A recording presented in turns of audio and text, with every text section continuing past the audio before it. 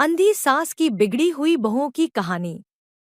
कहानी की शुरुआत होती है एक छोटे से गांव से, जहां जमींदार राम प्रसाद अपनी पत्नी, बेटों और बहुओं के साथ रहते थे। राम प्रसाद का परिवार गांव के सबसे प्रतिष्ठित परिवारों में से एक था। लेकिन कुछ समय बाद राम प्रसाद की अचानक मृत्यु हो गई और परिवार की सारी जिम्मेदारी उनकी पत्नी सुमित्रा देवी के कंधों पर आ गई। सुमित्रा देवी एक मजबूत महिला थी, लेकिन उनकी सबसे बड़ी कमजोरी थी उनकी आंखों की रोशनी का धीरे धीरे कम होना। वक्त के साथ वह पूरी तरह से अंधी हो गई। हालांकि सुमित्रा देवी अंधी हो चुकी थी, लेकिन उनका दिल अब भी घर के हर सदस्य के प्रति प्यार और देखभाल से भरा था। उन्होंने अपने तीनों बेटों की शादी बड़े धूमधाम से कर दी थी। तीनों बहुएं सरिता, गीता और कविता अब घर की जिम्मेदारियां संभालने लगी थी। शुरुआत का सुखमय जीवन।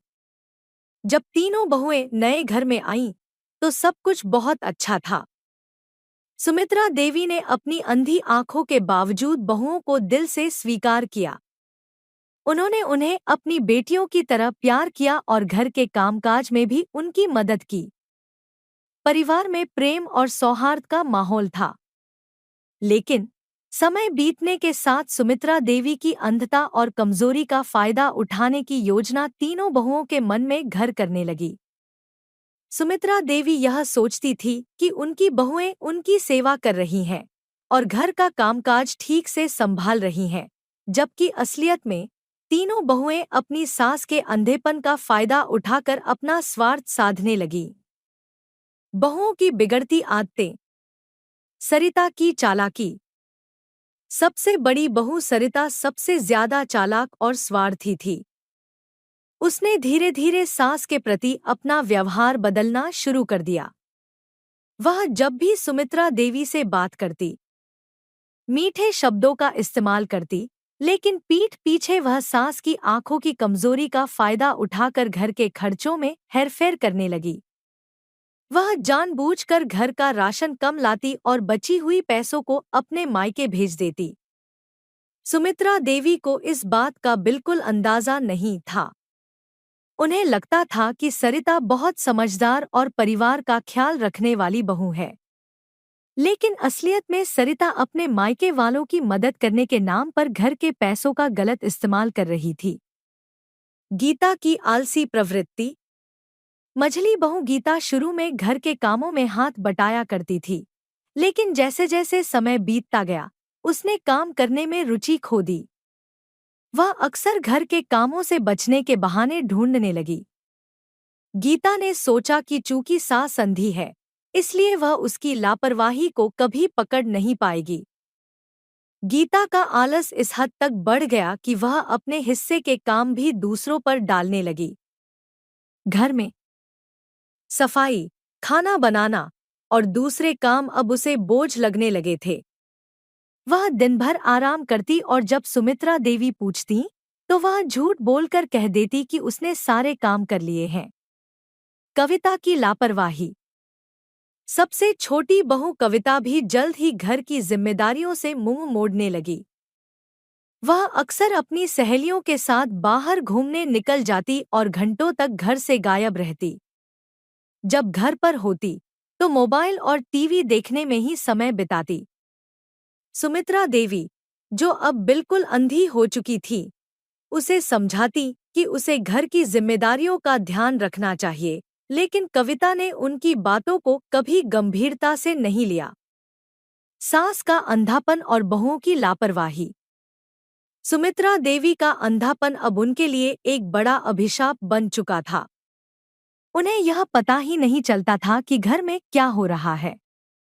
उनकी बहुएं, जो पहले उनकी सेवा करती थीं, अब उनका ध्यान रखने के बजाय अपनी अपनी दुनिया में मशगूल थी। सुमित्रा देवी अक्सर अपने बेटों से कहती, तुम्हारी पत्नियां बहुत मेहनती हैं।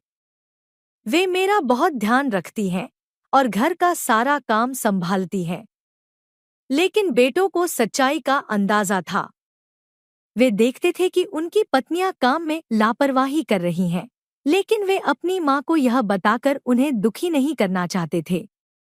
वे जानते थे कि उनकी माँ अपनी बहुओं से बहुत उम्मीदें लगाए बैठी हैं और उनकी सच्चाई जानने से उनकी दुनिया बिखर सकती है। एक दिन की सच्चाई। एक दिन सुमित्रा देवी का दूर के रिश्तेदारों का परिवार अचानक उनके घर आ गया। रिश्तेदारों ने देखा कि घर की हालत बहुत खराब हो गई थी।